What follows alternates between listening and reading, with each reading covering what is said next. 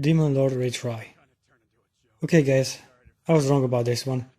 At first I thought this anime was just capitalizing on the success of the teleported to another world trend, with an overpowered main character and a bunch of hot lolis around him. Now that I think about it, this title presents just that, but it also has charm and numerous clever fun moments. The premise of the show is simple. Some random dude was teleported to another world while locked into a character known as a Demon Lord in a game he managed for more than a decade. This sounds dangerously familiar with the beginning from 2018 summer anime hit How Not to Summon the Demon Lord.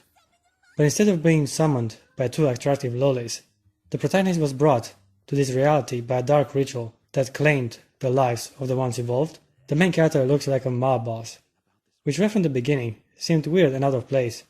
Considering the medieval fantasy world he finds himself in, he stands out like a sore thumb. I know damn well I wasn't sitting in front of the computer dressed like a frickin' mob boss. From the beginning, he's been mistaken as the Demon Lord due to his impressive, devastating powers.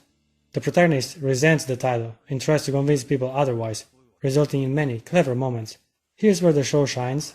The comedy is done well, so many fun and thematic interaction between characters, on top of clever, sarcastic one-liners coming from the main character. What's up, Pee-wee? He's aware of his predicament and rather enjoys the challenges he has to face along his journey. He's having a good time, and I do too. It's nice to have a protagonist which is just a bit stronger than most, and yet still encounters difficulties along the way. I dislike when the main character can pretty much beat up everyone. It takes away the tension from the fights and makes every encounter painfully predictable. Right from the beginning, Demon Lord Hakuto Kunai encounters a cute blonde loli running away in fear for the woods. She was cast out as a sacrifice by the nearby village. Fortunately, the main character saved her life and made her his companion. It is rather funny how at first the blonde girl was afraid of him and thought he was going to eat her. Wait, what if he only asked me to clean myself so I'm better to eat? They work well off each other, but I guess this is one of the most common cliché in video game and now anime. Gotta be some sort of fetish to take care of a girl like a father and wait till she becomes a teenager to finally be able to... maybe I shouldn't continue. Anyway, this blonde red-eye girl is called Aku. My name's Aku. Aku? Like evil? See, the protagonist really knows how to lighten up the atmosphere.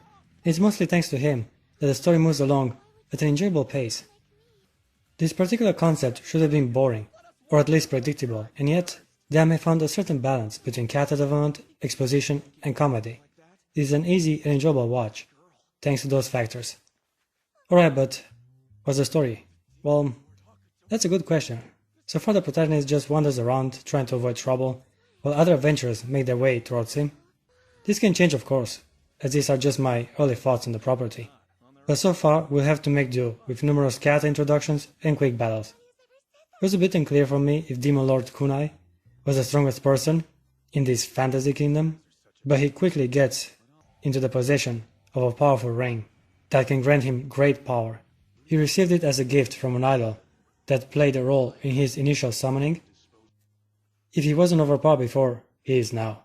I like how the show tried to change things a bit, by having the in-game avatar be older than the actual person behind it. He looks like Light Yagami, by the way. Come on, this guy really does. Who did this to me? Even if he's a demon lord, I don't want to be some old dude! Anyway, it's interesting to see an old mafia boss interact with little girls less than half his age. A bit creepy, I guess, but a funny twist for the genre. I appreciate the bold decision Demon Lord Retry made for these characters. It's also utterly funny how he gets so sensitive about his age. He keeps on trying to claim he ain't as old as he looks, which results in some clever and entertaining moments. I know you're getting these kind of paternal vibes from me right now, but I'm more like older brother material. I'm not some old man! After getting the ring, the Demon Lord decides to pay a visit to Aku's home village that banished and mistreated her constantly. For some reason a cute, good-looking blonde was seen as garbage by less clean and surely less handsome people. What was their deal, I wonder? Maybe they were jealous of her and tried to make her life as miserable as possible by calling her filthy and disgusting. But they're always telling me I'm filthy and disgusting. Well, they're obviously wrong, and the Demon Lord made quick work of their village. He set fire to all buildings, and later on joked about it. I was just warming up the place. They're probably having fun with their big bonfire. Yes, it's fine, since he's the Demon Lord. His actions, which are a bit harsh and vengeful, aren't exactly out of Kata, given his nature and reputation. Talking about how unforgiving and cool Hakuto Kunai is. Also gotta mention the amazing music which plays when he's about to make an entrance. The soundtrack is thematic and pretty badass. It really suits the protagonist. His theme song plays often, and with good reason, as it is easily the best track of the whole show. The mundane way the protagonist talks about his real life is so refreshing to hear. Almost all guys that end up in a game world have a boring, average life. And yet, when this particular Demon Lord reminisces about it, makes it feel genuine. He worries about his boss and stuff. Do I still have a job? I bet my manager's pissed. There's one subtlety that constantly pops out along the way. I'm talking about Aku's wounded leg. Ever since the main Kata met her, she had been dragging on one of her feet.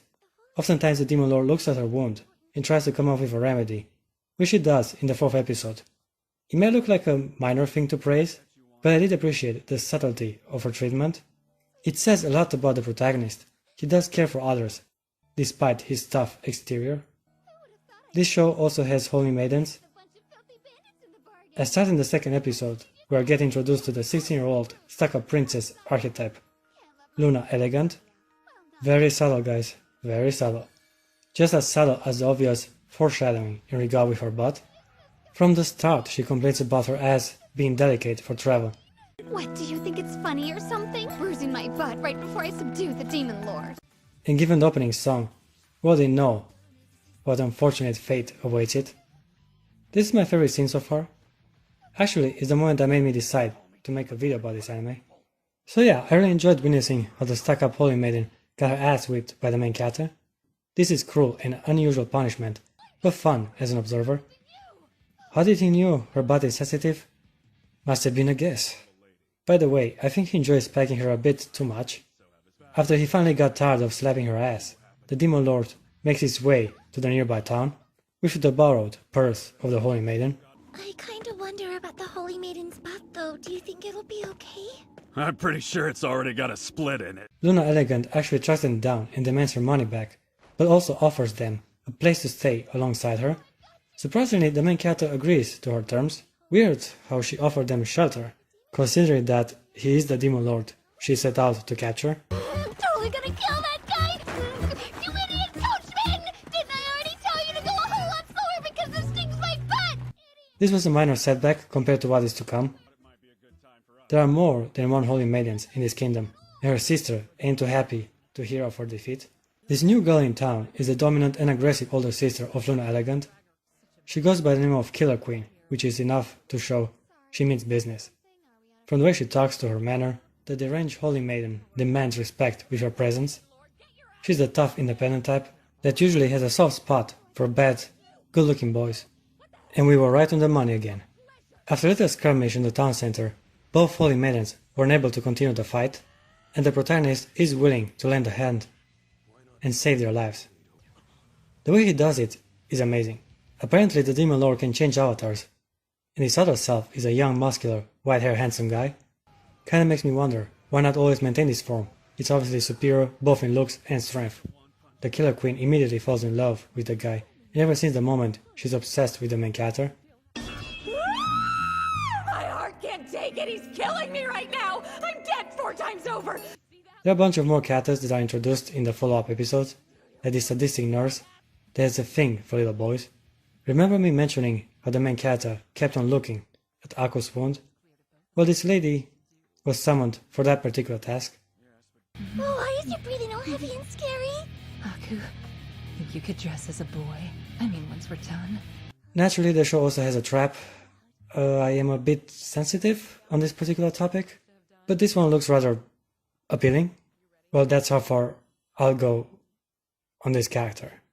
If he could keep his mouth shut, you might actually believe he was a gorgeous girl. But he's a dude. Okay guys, these were my thoughts on Demon Lord Retry. Hope you enjoyed the video. Leave a comment and give it a like and yeah, There. do all that. Exactly what I'd expect from my protector. Insignificant little street brawl like this barely even registers for me. Crap, my nose is gonna bleed.